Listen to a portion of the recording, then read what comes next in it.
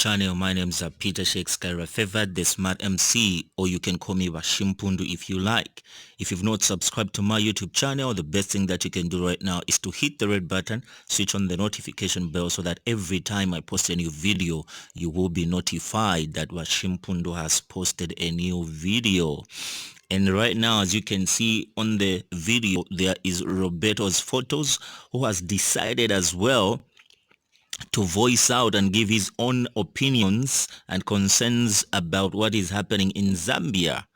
Of course, in his video that I'm going to be showing you in a moment, just wait, I'm going to be showing you the video. He raises concerns about the happenings in Zambia, about the minister Bowman Lusambo warning and threatening the people that are voicing out. He has raised his concerns and asked different questions like, what is our role as Zambian citizens? If we voice out our concerns, why are we being taken as enemies? Why are we being warned and threatened? Are we expected to keep quiet even though we are seeing things going wrong? Is this the way we are going to live? Shutting us up because we have seen something is going wrong and we are raising our concerns, our opinions. It is not wrong for somebody to give an opinion or concerns about what is happening in the country as long as they do not insult. He says he has watched B-Flow's video more than 4 times, 5 times, and he can't see a part where he insulted the nation, the leadership, and not even a single bit. So there is a problem in how the leadership is receiving the concerns of the Zambians and the opinions of the Zambians over the state of affairs that are happening in our country, Zambia. So the only thing that we want are answers. We are not here to insult the leadership. We are not here to insult the president or disrespect leadership and the president. The only things that we are looking for are answers. That's all. That's all.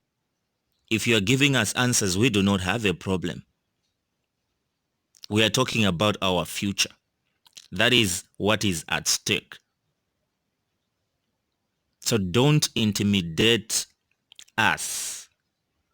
Let us speak. And you, your own, is to do the right thing in the offices where we voted you in. We trusted you that you're going to work for us and represent us well. So don't intimidate us. Help us to do the right thing in those offices.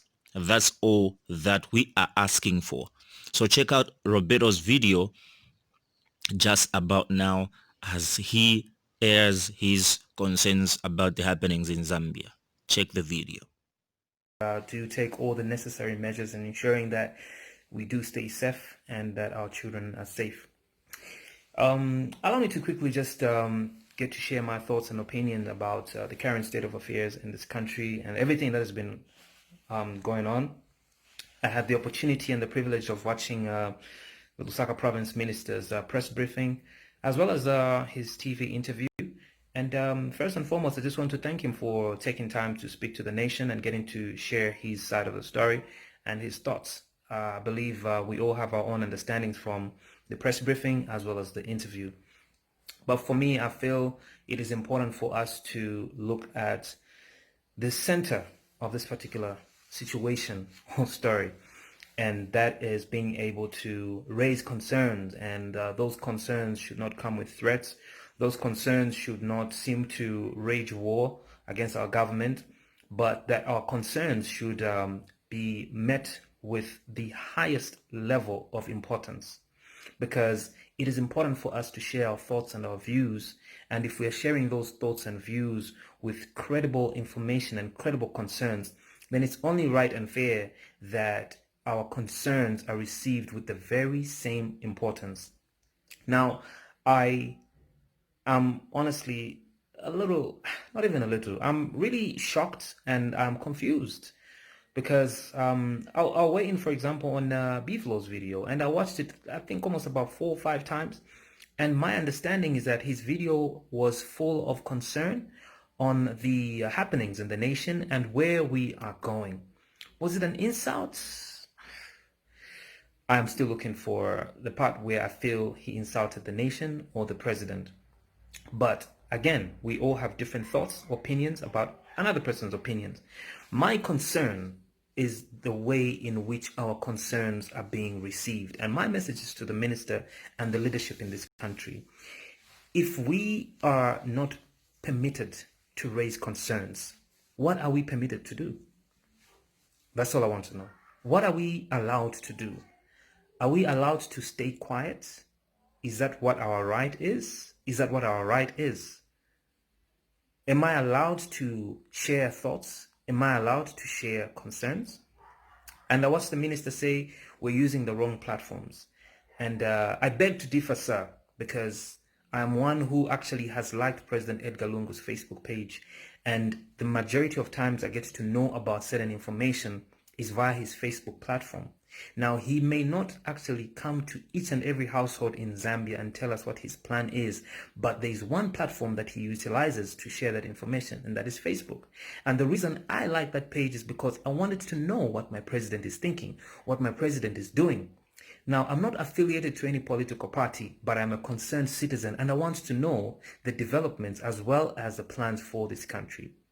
So for you, Honorable Minister, to tell us to say that we need to find ways in which we need to be talking to the president, I want to believe that there are so many people out there that would love to talk to the president, but let's be honest, it is not possible for the president to see each and every one of us every single day. Not because he doesn't want to, but because we do know that that office is busy.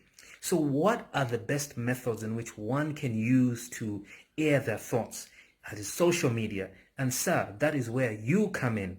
That is where you can actually look at all these messages and relay them to the president. So therefore, your office is extremely critical, just like the offices of so many other ministers.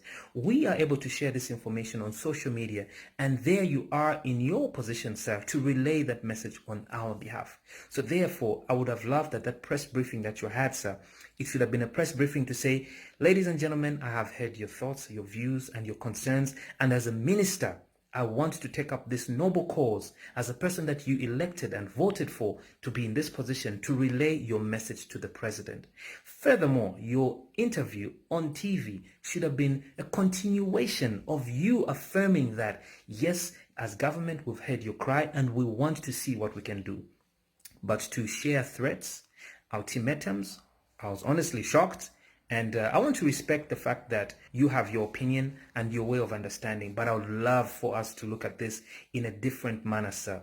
I would love for you to look at it as not a threat, not an insult, and this is not Zambians raging war, but this is a moment in which Zambians are now getting to look at all these issues and say, sir, we are worried as a nation. Where are we going? So this is not war, sir. We are not insulting the president. We are simply concerned citizens. So I would personally love to hear you or the president say, ladies and gentlemen, please, can we dialogue over all these matters? Because that is what you are there for, to serve the people of the land, not to threaten them when they say they are worried and concerned. Those are not insults, sir. And let us be honest with each other, because the truth is, this is not insulting you. It's not insulting the intelligence of the president. It's not insulting anybody that is providing leadership in this country. This is just a moment in which we want our voices to be heard. So I repeat, this is not war. This is not a threat. This is not a challenge. This is just an outcry to you as leadership and say, please hear out your people. We are simply calling for you to hear us out and hear our concerns. So, no political affiliation whatsoever. I'm not being paid to say anything. I am just simply speaking as a Zambian citizen. I don't involve myself in politics, but I felt it is important for me to air my thoughts, my views, and my opinions. They might fit well with you, sir. They might not fit well with you. But I hope that you may consider and maybe pick up one or two things that I've said and say, well, there's some sense there. If all of it does not make sense, I'll gladly respect your opinion and your decision. But this is just an outcry that we just want you to hear us out. We have concerns and we are worried. That is all. So I hope that this message reaches you, and I hope that in the deepest part of your soul, you do try and understand where we're coming from. We just want your ear and hear you say, or give us some guidance on how best we can resolve all these issues that are raising so much concern with the general citizenry in Zambia. I rest my case, and I wish you all the best. I wish everybody all the best. May God bless us all. We are a loving country, and I want us to see Zambia remain a loving nation, a peaceful nation, because that's who we are. All right? One Zambia, one nation to everybody. And guys, let's stay safe, and may God bless you.